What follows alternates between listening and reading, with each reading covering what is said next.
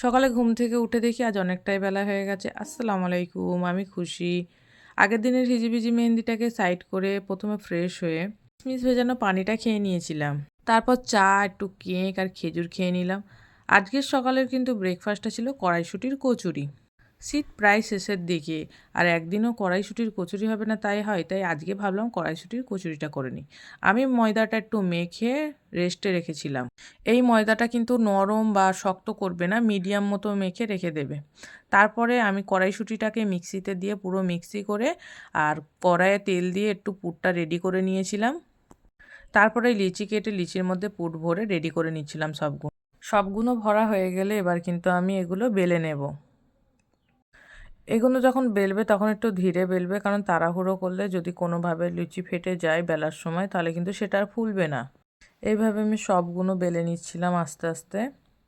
তেলটাও বসিয়ে দিয়েছিলাম। ধীরে ধীরে সবগুলো লুচি আমি বেলে নিয়েছি, তারপরে কড়াইয়ে দিয়ে ভেজে নিয়েছিলাম। সো আজকে রেডি হয়ে গেছে আমার কড়াইশুঁটির কচুরি। নেক্সট ডে আবার আমি চলে